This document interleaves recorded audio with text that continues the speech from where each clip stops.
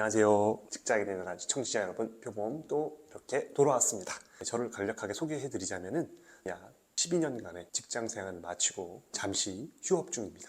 이 휴업은 언제까지 될지 아무도 모릅니다. 오늘 어떤 얘기를 해볼 거냐면, 지금까지 유튜브 주제가 뭔가 좀 추상적인 것들이 많았어요. 그래서 여러분들에게 조금 더 도움이 될 만한 주제가 뭐가 없을까 고민을 하다가 오늘은 약간 실용적인 얘기를 드릴까 합니다. 이른바 연봉협상 꿀팁. 이거는 이 연봉협상 꿀팁은 그 회사에서 하는 연봉협상이 아니라 여러분이 이직하셨을 때 연봉협상을 어떻게 하면 좋을지에 대해서 이야기를 나눠볼까 합니다. 먼저 첫 번째, 우리가 이직하는 이유가 여러 가지 있겠죠. 이직하면서 가장 큰 동기부여 하나는 뭘까요?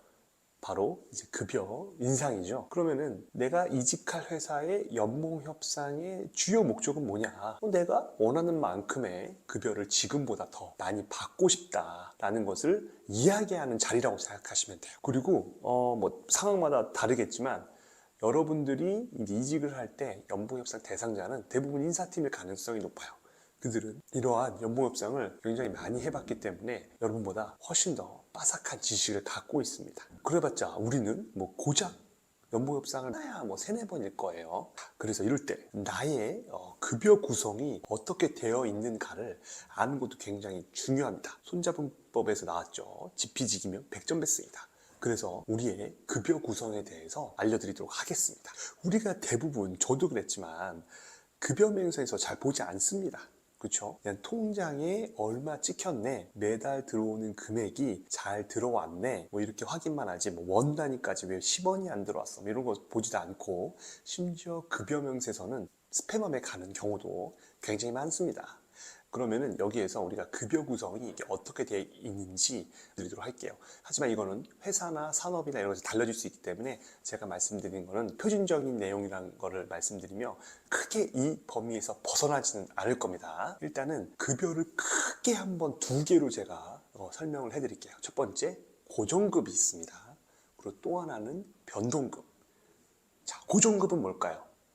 딱 단어에서도 연상이 되죠. 고정적으로 나오는 금액입니다. 여기에는 기본급이 있어요. 그리고 뭐 식대, 그 다음에 각종 수당, 뭐 직무급, 직책수당, 뭐 이런 것들이 있는데, 결론적으로는 이 수당도 매월 똑같은 금액이 지속적으로 들어온다 라고 하면은 이거는 고정급으로 봐도 무방합니다.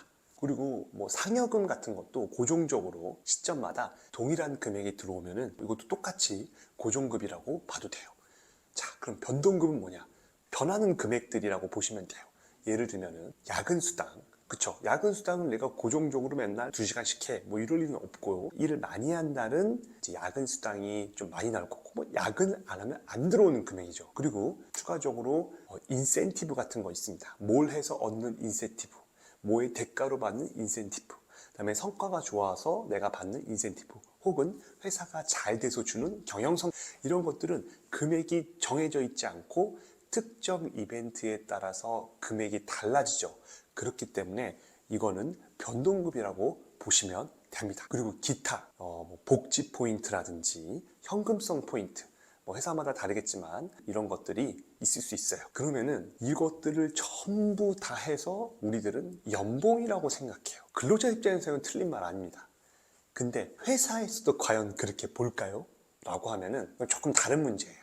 결론적으로 말씀드리자면 회사는 제가 앞서 말씀드린 고정급 위주로 연봉을 책정하려고 합니다. 왜냐? 변동급은 언제 어떻게 바뀔 줄 모르는 금액이고, 따지고 보면은 측정을 할 수가 없어요. 어떨 때는 뭐 100만 원이 들어올 때도 있고 200만 원이 들어올 때도 있고, 어떨 때는 또 회사가 잘 돼서 1000만 원이 들어올 때도 있고, 너무 다르기 때문에 그것까지 우리 회사가 인정해줘야 돼? 라고 질문을 던지죠. 하지만 고정급은 정확하잖아요. 그래서 많은 회사들이 고정급에서 연봉 협상을 하기를 원하고, 근로자는 여기서 벙찌는 거죠. 우리 회사 잘 돼가지고 맨날 연봉만큼의 인센티브가 들어왔는데 이걸 왜 인정 안 해줘? 라는 것에서부터 괴리감이 발생하는 거죠. 그래서 전략을 잘 세워야 됩니다. 회사에서는 고정급 기준으로 하려고 하고, 나는 전체 받은 현금성 복지 포인트까지 연봉으로 생각해서 연봉 협상을 임하려고 합니다. 이건 어디까지나 협상의 문제예요. 법적으로 변동급은 연봉 협상할 때 포함시켜야 된다 포함시키지 말아야 된다, 이런 법은 없습니다. 그렇지만 이런 것은 있습니다. 터무니없이 나 이만큼 받았으니까 이렇게 해줘요. 몰라 나. 이렇게 한다면은 아마 협상이 깨지겠죠.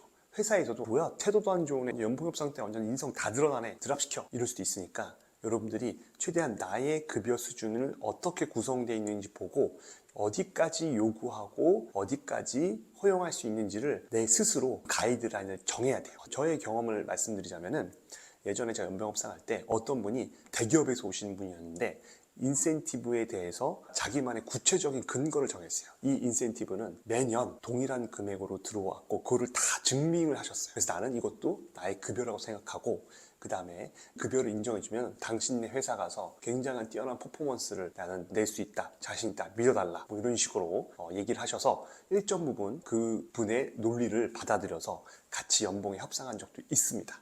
그리고 중요한 거는 회사에서 당신을 너무나도 원한다면은 인센티브까지 포함해서 연봉 협상하는 경우도 있어요. 그러니까 여러분이 그런 인재가 되면 굉장히 유리하겠죠. 하지만 아니신 분들도 있기 때문에, 저 포함, 그럴 때는 이렇게 정확한 나의 급여 구성을 알고 전략을 세워서 협상 테이블에 나가는 것을 추천드립니다. 예를 들면 고정급이 얼마고 변동급이 얼마인데, 변동급의 일정 부분은 내가 고정급을 해야 된다, 이거에 대한 근거는 이렇다, 난 이걸 통해서 몇 프로 인상을 원한다, 이런 식으로 가이드를 정하고. 그렇지만 중요한 거, 너무 터무니없는 주장을 하셔서 아예 연봉 협상 단계에서 이 딜이 깨지지 않도록 해주시면 좋을 것 같아요. 굉장히 정중하고 논리적으로 합리적으로 하면 오히려 연봉 협상할 때 이 사람 진짜 일 잘하겠다 라는 인식을 주는 경우도 있어요. 그래서 여러분, 이런 부분들도 꼭 참고해 주시기 바랍니다. 네, 오늘은 연봉 협상할 때 급여 수준에 대해서 정확히 파악해야 된다는 주제로 이야기를 해봤습니다. 여러분들, 연봉 협상 굉장히 중요합니다. 그리고 이직할 때 큰 동기부여요. 하지만 급여 인상만을 위해서 회사를 옮기고 하는 경우에 또 그렇게 근속이 길지 못하는 것도 사실인 것 같아요.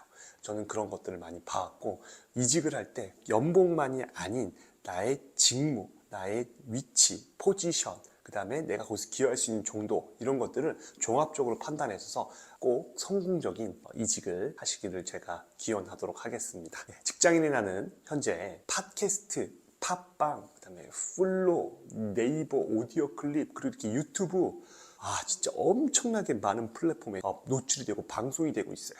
그래서 여러분들, 이 방송을 보시는 분들은 꼭 이런 플랫폼에서 좋아요와 구독, 그리고 댓글 좀 달아주세요. 제발 알람까지 바라지 않을게, 그냥 댓글이라도 의견이라도 달아주시면 정말 감사할 것 같고요.